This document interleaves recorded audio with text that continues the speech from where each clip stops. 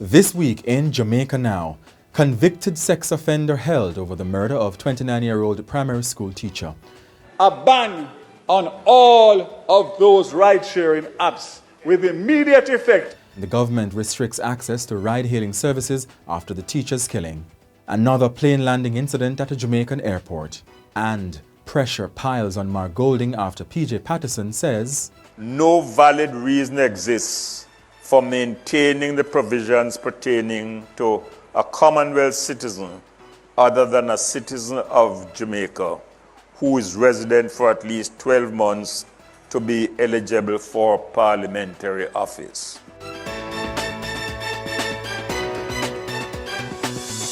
I'm Jovan Johnson and this is Jamaica Now. A convicted sex offender has been held in the case of missing primary school teacher Daniel Angling, whose body the police believe they discovered in a densely vegetated area in Salt River in Clarendon on June 3. Miss Angling, who lived with her parents in Hellshire, St. Catherine, has been missing since May 13. Deputy Commissioner of Police in charge of crime, Fitz Bailey, says the police are awaiting a forensics report to officially identify the body. She was last seen by her parents as she left home to take a rideshare transport service provider for school in Kingston. We believe that she was killed the same day when she disappeared. She was picked up by the suspect. We have identified that she was picked up by the suspect. I can also say that with the help of Jamaica High, we were able to identify a specific route which the motor car that she was in traveled. We were able to identify some special items through the Jamaican Eyes system.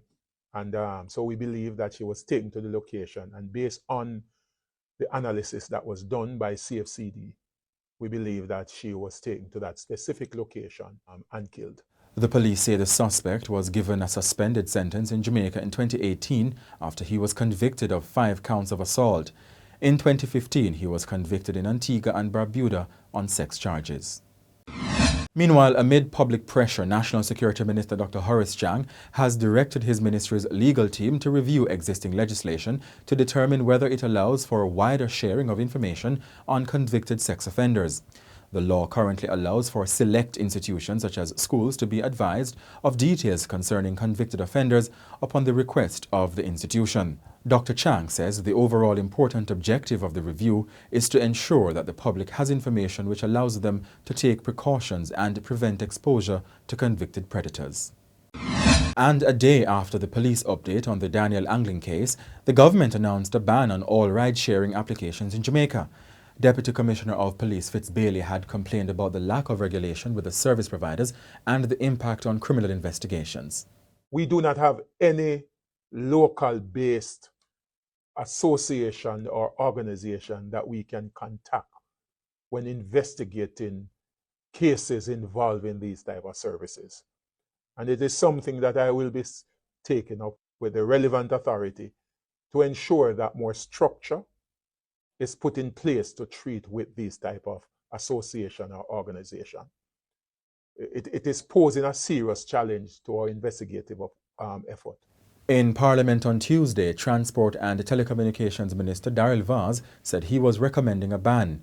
He later shared a directive to telecoms provider Flow, ordering it to restrict access to all ride-sharing applications such as InDrive, Uber, Lyft and 876 on the go for 12 months. My recommendation as of today, which will obviously have to be vetted for legal purposes, is that a ban on all of those ride-sharing apps with immediate effect until such time as we can come to the table and work out properly how these apps will be regulated in terms of making sure that safety, background checks of the drivers are done not only by the app, the rideshare apps, but by the Jamaican authorities, whether it be the police or the transport authority or whoever. And I make no apologies. I have a responsibility. I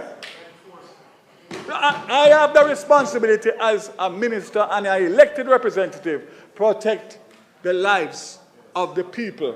And I am saying to you, and I am prepared to go to the end of the world to make sure that that ban is enforced immediately. Opposition spokesman on transport Michael Phillips supported the ban. Now, local player 876 On The Go has expressed concerns about being punished with non-compliant providers. Former Prime Minister PJ Patterson is supporting the Constitutional Reform Committee's recommendation for the Constitution to be changed to allow only persons with Jamaican citizenship to be eligible to sit in Parliament. The views of Jamaica's longest-serving head of government and former PNP President add pressure on opposition leader and current party president Mark Golding to renounce his British citizenship. Under the current constitution, citizens of Commonwealth countries such as Canada and the United Kingdom are allowed to be members of Parliament. But Mr. Patterson says that provision should be removed and Jamaican-only qualification extended to several positions such as Chief Justice and Permanent Secretary.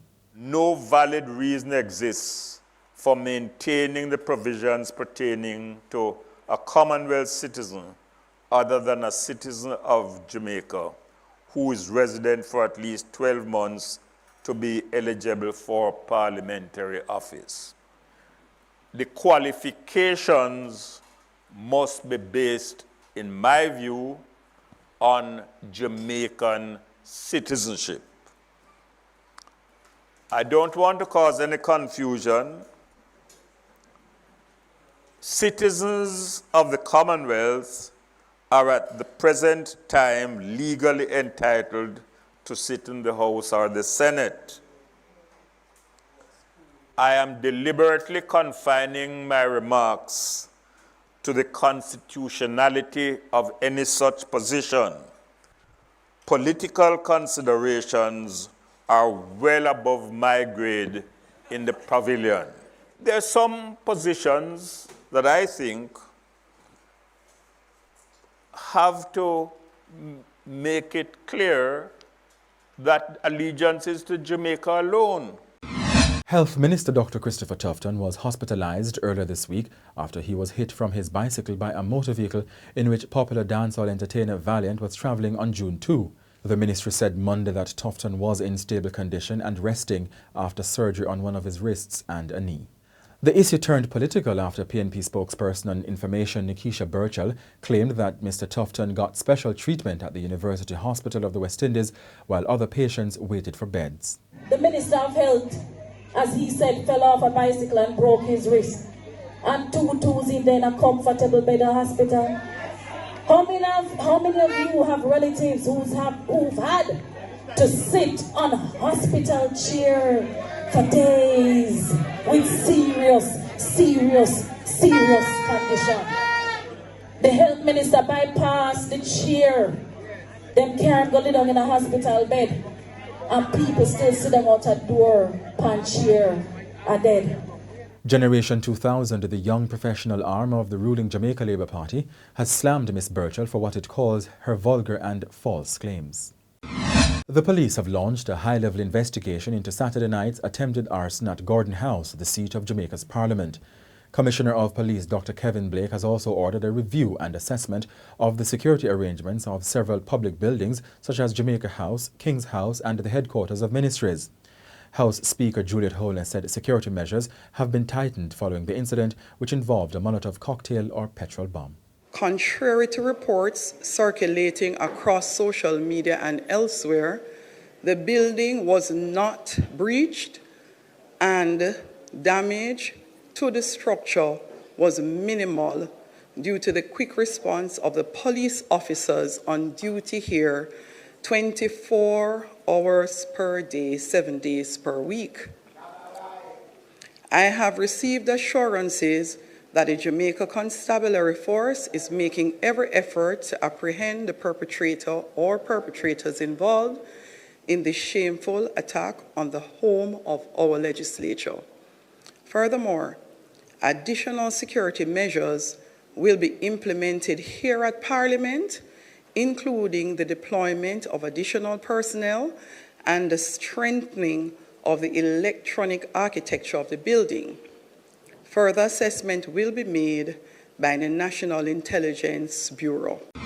PAC Kingston Airport Limited, the operators of the Norman Manley International Airport, says operations were not disrupted following Thursday night's incident involving an American Airlines flight.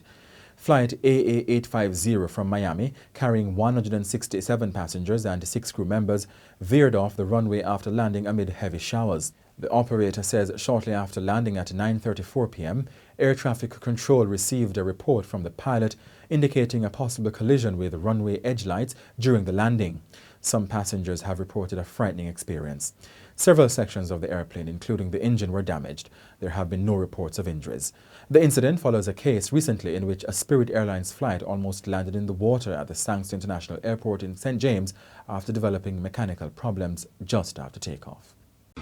The Independent Commission of Investigations, INDECOM, says members of the police team involved in the shooting death of 2 brothers in the community of Logwood in Hanover were not wearing body cameras. Residents have challenged the cops' account of the incident that left 24-year-old Enrique Punky Harvey and 26-year-old Romain Harvey dead. According to INDECOM, the police report that Enrique was shot allegedly because he pulled a weapon on the cops while they were taking him to his home for a search. The police say his brother was seen running towards them with a gun and then he too was shot. Residents claim there was no confrontation. The police have recovered 2 weapons. And that's it for this edition of Jamaica Now, your weekly review of the big news stories. Send us your comments at onlinefeedback@gleanerjm.com. Follow us on X, formerly Twitter, and Instagram at Jamaica Gleaner, and on Facebook at Gleaner Jamaica. Like this video on our YouTube page, turn on a notification, and subscribe today. I'm Jovan Johnson, and before we go, more from former Prime Ministers PJ Patterson and Bruce Golding on Jamaica's Constitutional Reform Committee's recommendations. There are some positions that I think have to make it clear that allegiance is to Jamaica alone. For example, the Chief of Staff. Otherwise, you're exposing the person to charges of treason. The Permanent Secretary and members of the Defense Board. I raise, without making any proposal, we have to look at questions of persons like the Chief Justice, like the President of the Court of Appeal, like our electoral commissioners and the Director of Elections. When you were about to demit office, and I was anxious to grab hold of the office that you were demitting, we didn't have that kind of relationship, we were pretty combative. But I think it's important to understand how critical this is.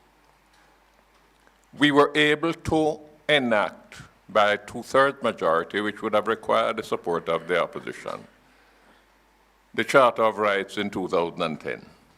And that has had a significant impact on a number of judgments that our courts have handed down. But that would not have been possible if Portia and I didn't find a way to hold hands and say, let us proceed with this. I raised that point because in my 50-odd years of exposure to politics, I don't think there have ever been 2 leaders. You speak about Buster and Norman. There have been 2 leaders who have been more combative than Michael Manley and Edward Seaga. Eh? I mean, I worked closely with Edward Seaga, and Michael to him was like bad news. Right? But in the interest of the country, those 2 were able to come together in 1979 and say, listen, we have to deal with this electoral system. That can't be the subject of political fighting anymore. And we did it, which suggests to me that it can be done. But at some point, after all of the committees have met and all the Vale Royal talks have been held, our leaders have to find a way to sit down, drink a beer, have a glass of wine, talk to each other and say, no, in the interest of the country, let us try and see if we can carve a way to get through this. I mean,